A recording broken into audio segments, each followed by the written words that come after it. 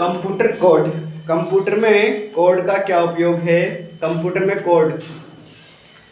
में कोड से तात्पर्य है किसी संख्या को या किसी चित्र को कंप्यूटर में बहुत सारी संख्याओं को, बहुत सारे डाटाओं को पहचान करने के लिए उनको एक कोड का रूप दे दिया जाता है ताकि उन संख्याओं को कंप्यूटर द्वारा जल्दी पहचाना जा सके।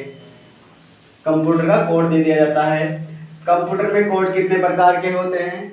Binary coded division. दूसरा होता है ASCII, American standard code for information. तीसरा होता है यूनिकोड। चौथा होता है बुलियन अलजेब्रा की जो होता है इसका जांच बूले करते हैं और इसमें 4 लॉजिक गेटों का प्रयोग किया जाता है। आप परीक्षा की दृष्टि से सबसे महत्वपूर्ण यह है, तो इसी को पढ़ लेते हैं। परीक्षा की दृष्टि से बुलियन अलजेब्रा महत्वपूर्ण होता है।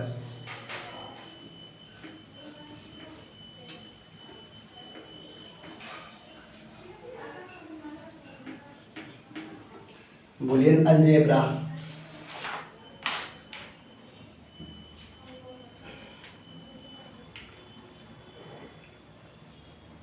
और गेट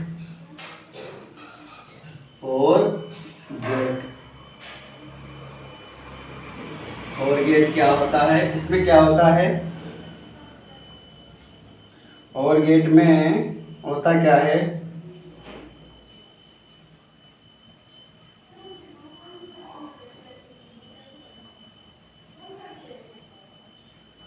कोई भी इनपुट हो,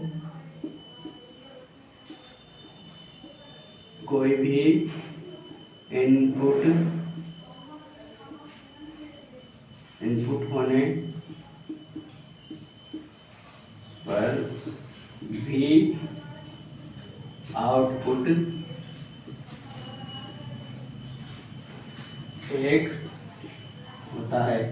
एक ही होता है। इनपुट चाहे कोई सा कितने भी हो, लेकिन आउटपुट क्या होगा? एक। ए देख लेते हैं, बी 2 इनपुट है, ये 2 इनपुट है और ये आउटपुट है। अगर इनपुट 0 0, एक इनपुट 0 है, दूसरा भी इनपुट 0 है, तब भी आउटपुट क्या होगा? 1। अगर मान लीजिए एक इनपुट भी 0 है, ए इनपुट 0 है, बी इनपुट भी 0 है, तो भी दोनों को मिलाकर आउटपुट कितना होगा? 1। ठीक है। दूसरा होता है चाहे एक ए इनपुट 0 हो, बी इनपुट 1 हो, तब भी आउटपुट क्या होगा? 1। आउटपुट तब भी क्या होगा? 1। ये 0 हो, ये भी हो, ए इनपुट 1 हो, बी इनपुट 0 हो, तब भी आउटपुट क्या होगा? 1। तब भी आउटपुट क्या होगा? 1। या ये ए इनपुट 1 हो, बी इनपुट भी 1 हो, तब भी आउटपुट क्या होगा? 1।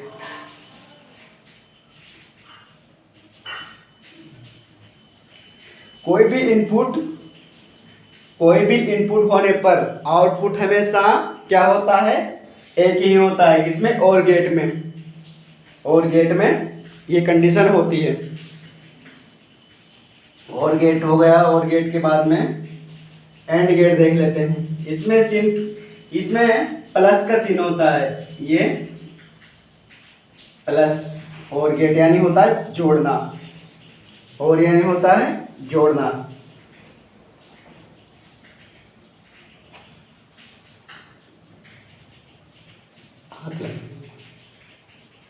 हाथ लगाइए, थोड़ा सा हाथ टच कर दे, बंद कर दे, टच करते रहिए। अगला गेट है एंड गेट। एंड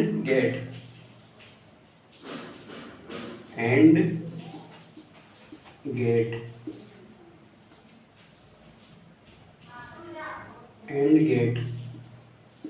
एंड गेट में क्या होता है, गुणा, ये गुणा होता है। इसमें आउटपुट,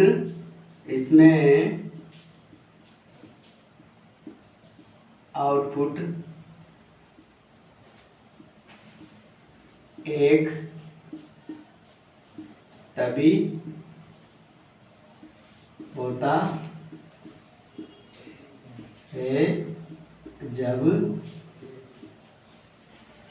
होता है जब सभी इनपुट एक हो, सभी इनपुट एक हो, सभी इनपुट एक हो। इसको समझ लेते हैं। इनपुट एक इनपुट ए हो गया, एक बी ले लेते हैं। इधर आउटपुट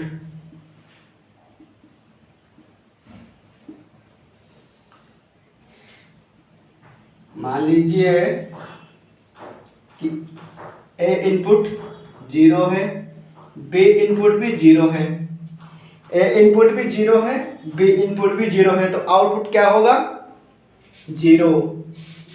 आउटपुट भी क्या होगा, 0।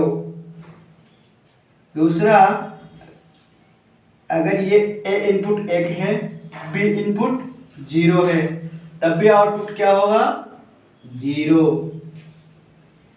अगर ए इनपुट 0 है, बी इनपुट 1 है, तब भी आउटपुट क्या होगा, 0। लेकिन ए इनपुट भी 1 है, बी इनपुट भी 1 है, तो आउटपुट क्या होगा, 1। यहाँ पर लिखा है कि इसमें आउटपुट 1 तभी होता है जब सभी इनपुट 1 हो।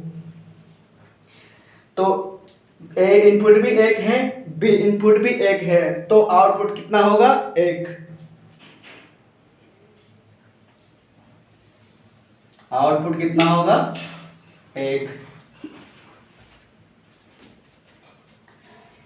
ए इनपुट 0 होगा, बी इनपुट भी 0 होगा, तो भी आउटपुट कितना होगा, 0।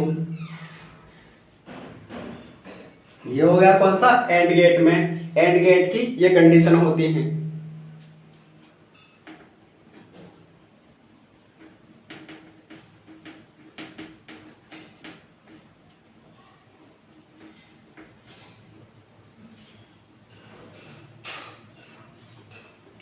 एंड गेट के बाद में होता है not gate. Not gate output input दोनों एक दूसरे के विपरीत होते हैं। इनपुट और आउटपुट एक दूसरे के विपरीत होते हैं। इसमें के विपरीत होते हैं। अगर इनपुट 1 है तो आउटपुट, अगर इनपुट 0 है तो आउटपुट 1 होगा। अगर इनपुट 1 है तो आउटपुट 0 होगा। एक दूसरे के विपरीत होते हैं इस गेट में। इसकी कंडीशन ये होती है। नॉट गेट की कंडीशन क्या होती है, इनपुट और आउटपुट एक दूसरे के विपरीत होते हैं। इनपुट अगर 0 है तो आउटपुट 1 होगा। अगर इनपुट 1 है तो आउटपुट 0 होगा।